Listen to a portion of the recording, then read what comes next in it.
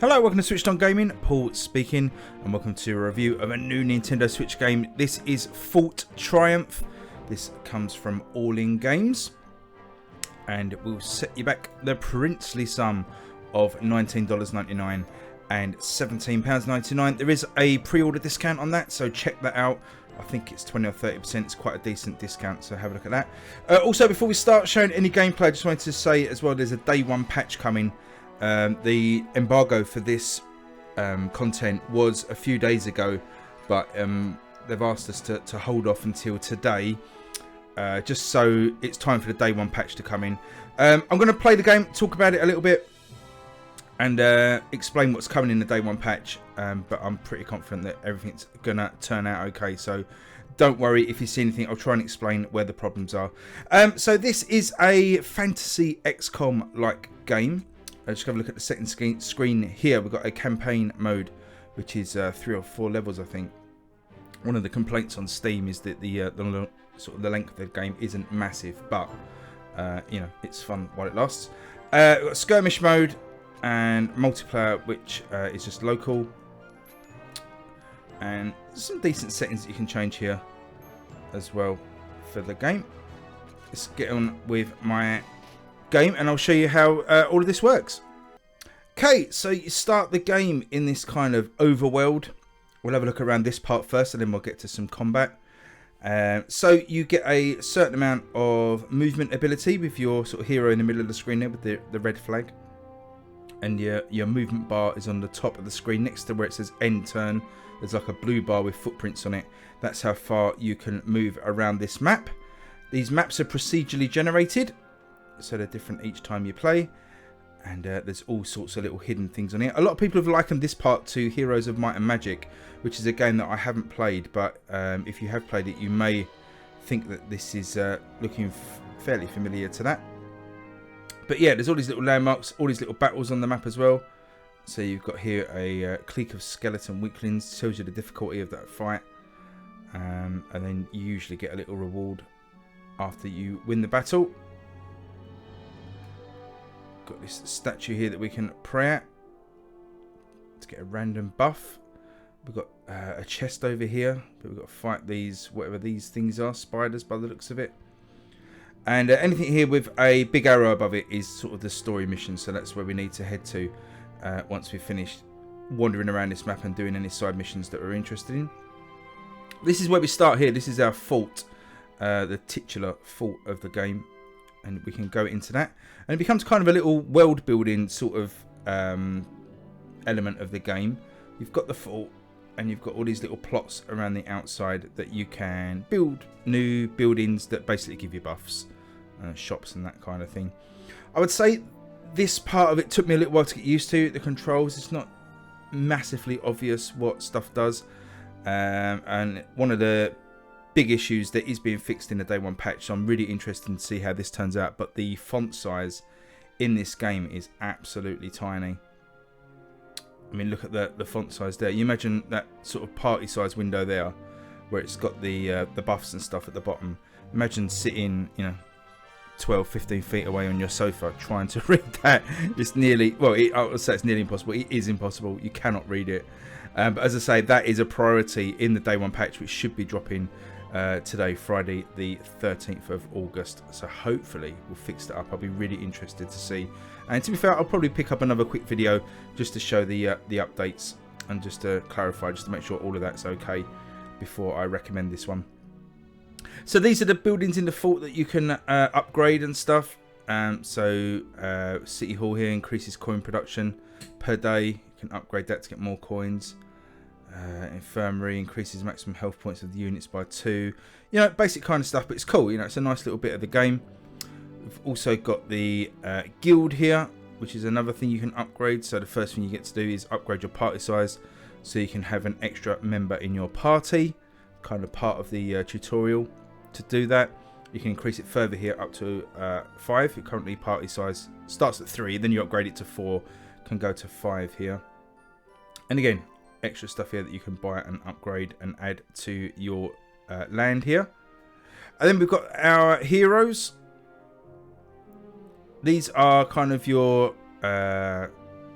what would you call them, spare heroes or members that aren't in your party, and you can actually create an additional party, or additional parties I should say, and have them explore the overworld map as well. So that's a pretty cool idea. So you can swap them in and out and have them wander around the map as well. So that's really cool. If we go into, I mean, you may not be able to see it, but on the top of the screen there's a little satchel with Y on it. We press that, it brings up our party here. Again, not massively obvious how you navigate around this. Obviously with a mouse and keyboard, easy to do. With a controller, not so much, but it's the ZL, buttons. Scroll down the heroes at the side. There's no sort of UI to indicate that's the case, which is a bit of a shame. You can click it on the right stick to rename your party. This one is Leandra Page Turner. They've all got sort of comedy-ish names. There's a fair bit of comedy in this game. I'll say in inverted commas. You know, the writing's fine. Not laugh out loud funny, but it's fine. We've got a skill tree. Press Y on the character. And we've got a skill tree here, which is really nice. You can upgrade and get new abilities, so that's a really cool thing. I've left this character to recording some content here because she has got an upgrade. So if you press X, she got a skill point basically in the last mission, so she can upgrade now. We've got a new ability, so we can choose from these 3 abilities: a common, an uncommon, and a rare ability. As you can see there, we'll get to the action points in a bit, but the action points go up. You know, basically the cost to perform the action is more expensive the rarer the ability. So we will pick for Leandra telekinesis. Most of the characters have already got anyway.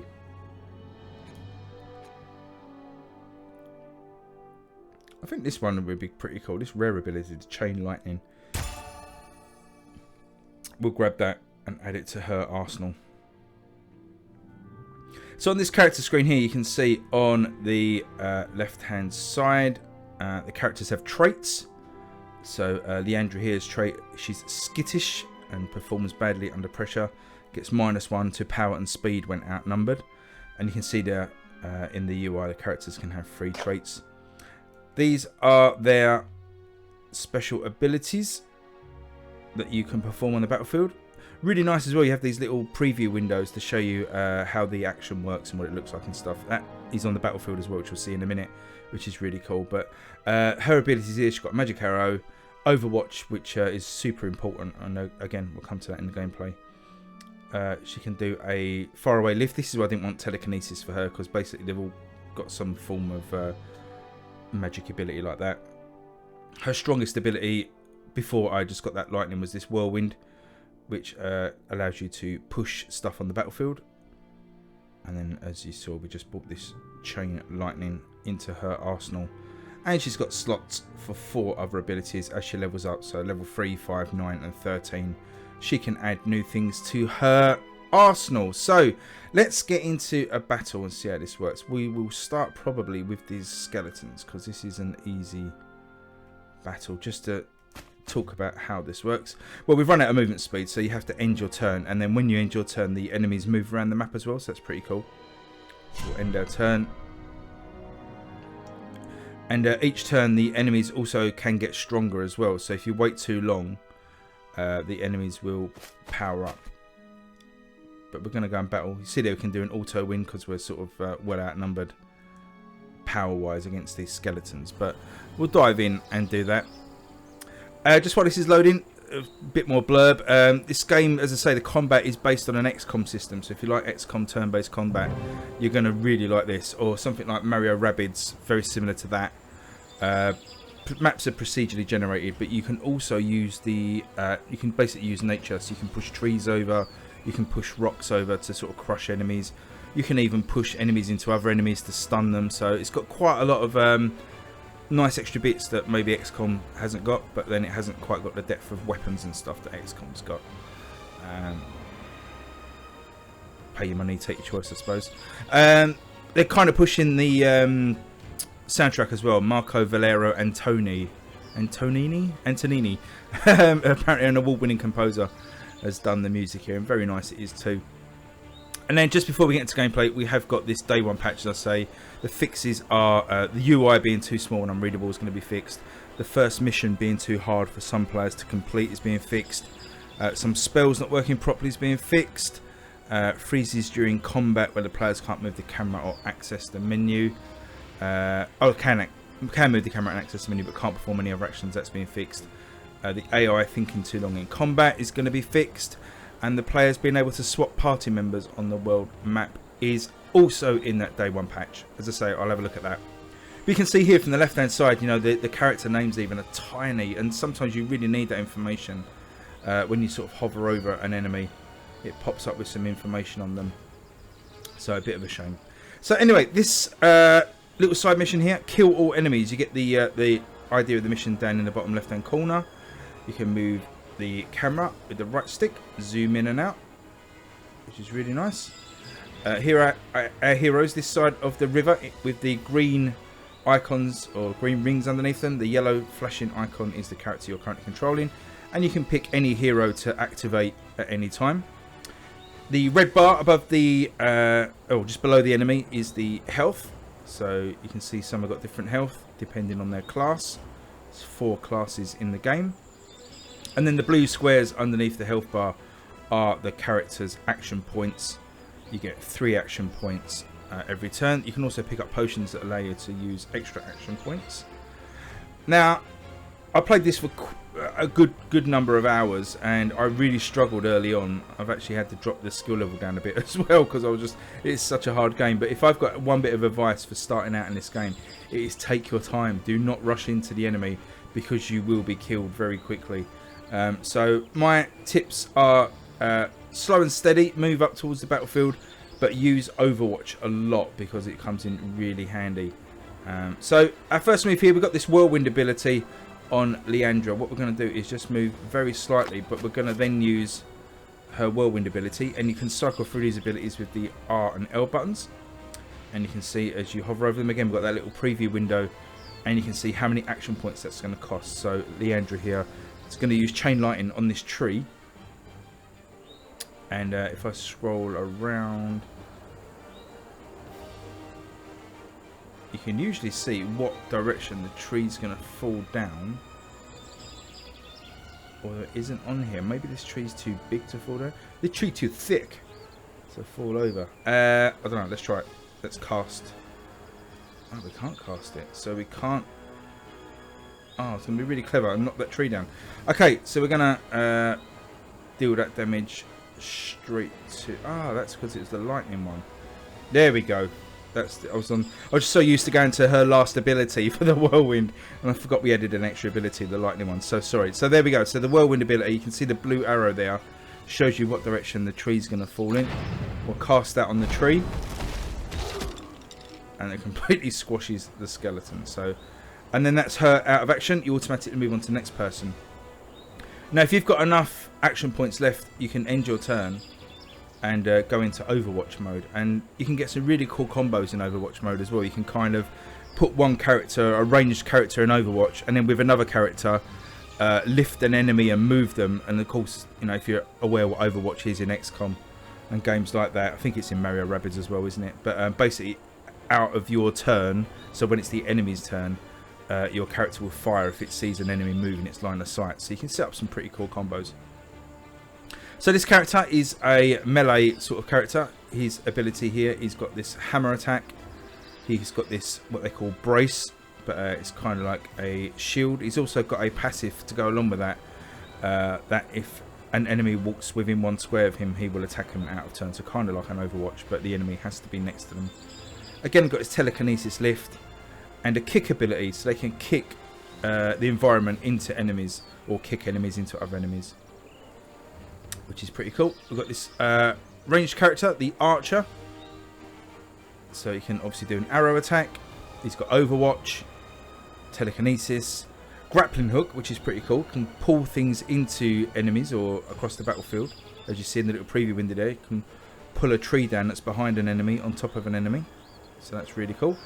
And then this upgraded ability that I gave him, quick shot, which takes no action points, but it's kind of a reduced accuracy shot. But as I say, it doesn't cost you any action points. So that's pretty cool. And then the last enemy here is another last character here is another kind of magic enemy. This is one that you pick up in the story. So she's got a claws attack. She's got the brace, the same as the other melee character. She's got telekinesis and a kick. So kind of a female version of the other warrior character. So we've already got rid of one enemy. We need to clear this area. I think there's only 4 skeletons. Again, like Mario Rabbids, you can see here in XCOM, when you pick a character, you can see a blue outline there of where they can move to. So let's just move up here and get full cover. And I will just put her into brace if I can. I think she'll automatically go into brace. Anyway, let's get the archer into cover, and then looks like he's got a good line of sight. Now I could pull that rock. Let's see if I can use the grapple hook to pull that rock. Oh no, it's going to come straight down. See the arrow there? It'll miss that skeleton. So I will probably go with the basic shot. It's got a 74% chance of hitting.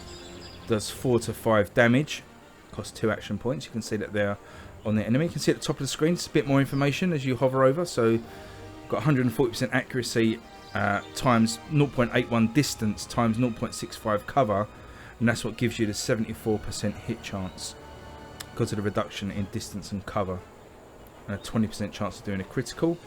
And finally, on the right hand side of the screen you can see the enemies. So just basically you can cycle through those as well with the ZL and ZR who you might want to hit. So let's fire away. Does that really nice sort of over the shoulder XCOM style zoom in camera. And our archer has leveled up. We've only got 2 skeletons left. I mean, we could move old Claws up here. Can she do damage? She could probably take him out.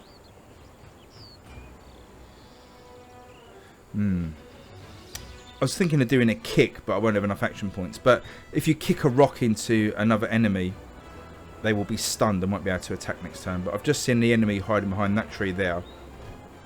And I'm not going to risk moving into the open just to kill this enemy, because I will then be easily targeted by those 2 enemies. So she's happy where she is.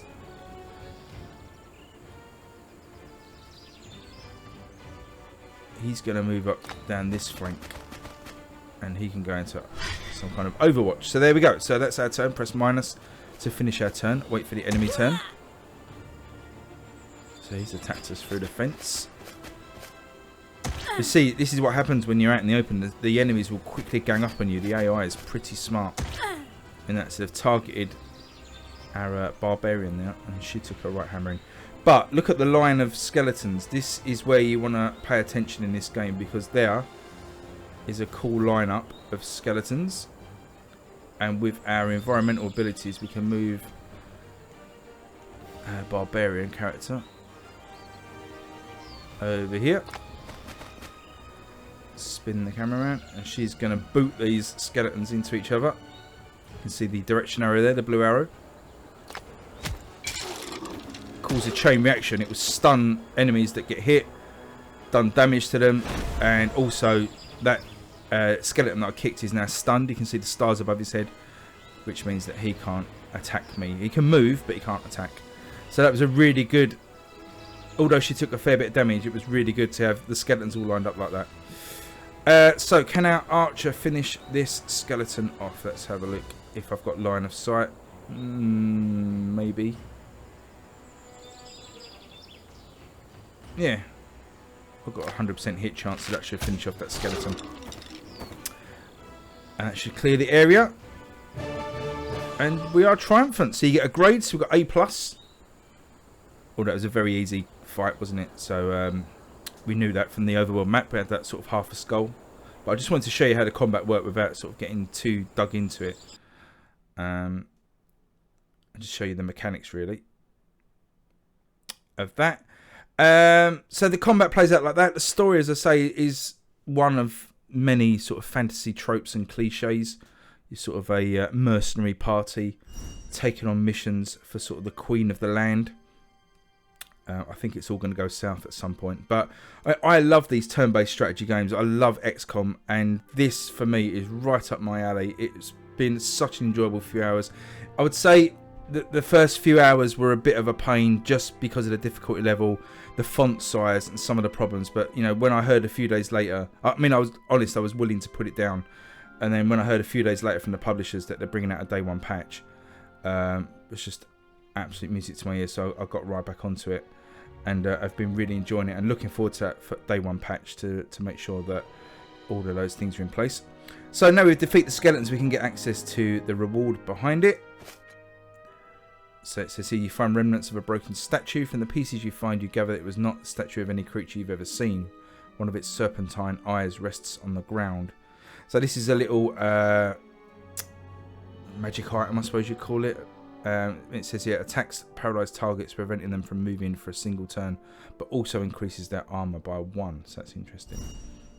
You equip these things by going into your satchel on the Y button, and you can see at the bottom of the screen there you've got kind of these things, and you can apply them to characters. So we could give Solaris here, we could give him that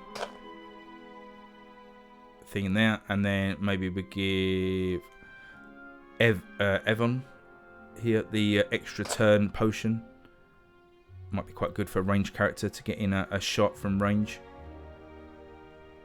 So that's pretty cool. So we've got some party heroes that are due an upgrade as well. You can see the yellow arrow both on the overworld map there on the left hand side, the flashing yellow arrow. But if you go into the party, you can see the yellow arrow on their portrait there on the left hand side. And you just have to go into their skill tree and you can give them a new ability. So that's quite good there. It's a bow attack for the ranged character, gives him sort of a melee attack. What's this one here? Evasive instincts causes the first reaction attack in a turn against the ranger to miss. Quite useful. I think I'm going to go with the bow attack because there's times early on when I got caught out a little bit, and you have to kind of make a move away before you can fire, because your arrow will only fire at range, which makes sense. I've got a new ability here for our barbarian creature. Daredevil stance. Ooh, when activated, for every attack aimed at the barbarian gains 1 action point on the next turn. So that would have been good in that last map when I got hit 3 times by the skeleton. I would have had 3 extra action points. So that's quite cool. I think I'll take that actually. Sounds very useful. So there you go. So that's basically the gameplay loop. You've got this overworld map, you move around, you uncover lots of different little side quests and little missions, and you know, there's what's up this up here. You've got skeleton archers, again low difficulty, tells you how many enemies there are. So 1 basic skeleton, 2 basic skeletons and 1 archer. It's a level 3, but beat him and you've got a nice looking treasure chest behind there. You've got all these little bag of coins over there. So lots of things to do on the map, and as I say, out of your turn, the enemies are doing stuff as well. And then you go in and have these like XCOM sort of combat battles, and you've also got this like world building bit here to add new things to your castle to give you buffs and stuff. Plus this sort of comical story. I think this game's a no-brainer, honestly. If you like tactical games and turn-based combat games, XCOM, Mario Rabbids, get this game because it's just a ton of fun.